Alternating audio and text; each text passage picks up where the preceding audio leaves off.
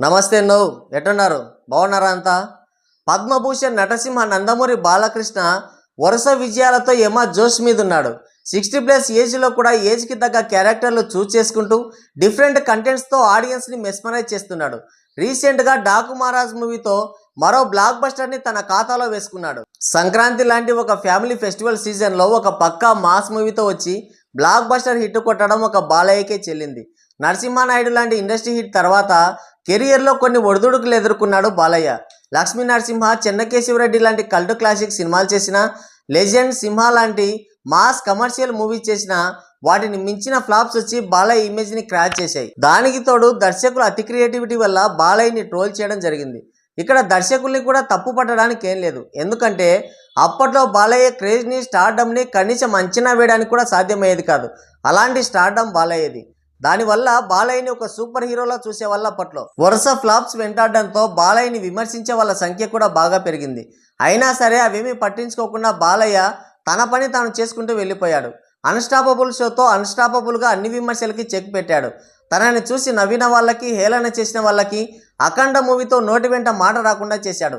తన నట విశ్వరూపాన్ని చూపించాడు. ఏ స్టార్ హీరో కూడా పోషించడానికి సాహసించని పాత్రను ఎంచుకొని అంతే పవర్ఫుల్గా యాక్ట్ చేసి తన స్టార్ సత్తా ఏంటో, తన యాక్టింగ్ పొటెన్షియాలిటీ ఏంటో నిరూపించుకున్నాడు. అక్కడి నుంచి మొదలైన తన విజయ్ జైత్రయాత్రని పాన్ ఇండియన్ రేంజ్కి తీసుకెళ్లాడు.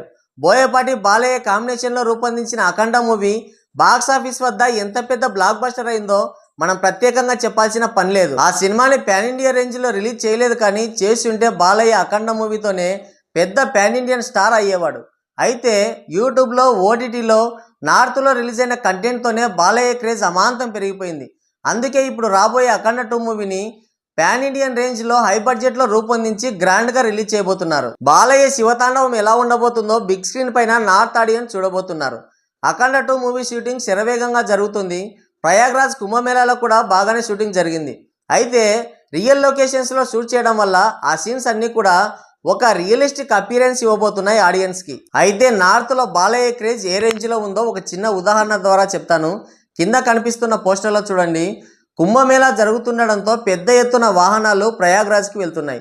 వివిధ రాష్ట్రాల నుంచి భారీ ఎత్తున వాహనాల్లో వెళ్తున్నారు యాత్రికులు. దీనిలో భాగంగా వెళ్తున్న వెస్ట్ బెంగాల్ బస్సులన్నీ బాలయ్య పోస్టర్లతో నింపేశారు. అఖండ తాండవం పోస్టర్ డిజైన్లతో నింపేశారు మొత్తం. దీనికి సంబంధించిన ఫోటోలు, వీడియోలు సోషల్ మీడియాలో బాగా వైరల్ అవుతున్నాయి. దీంతో బాలయ్య అఖండ మూవీ పశ్చిమ బెంగాల్లో ఎంత ఇంపాక్ట్ చూపించిందో మనం అర్థం చేసుకోవచ్చు. హిందుత్వం కాన్సెప్ట్ అక్కడ బాగా కనెక్ట్ అయింది అని తెలుస్తుంది.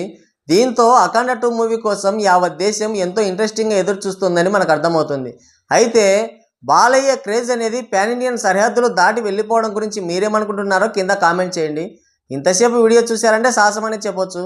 నచ్చితే ఒక లైక్ వేసుకోండి, వీలైతే సబ్స్క్రైబ్ చేసుకొని నాకు సపోర్ట్ చేయండి. Thank you.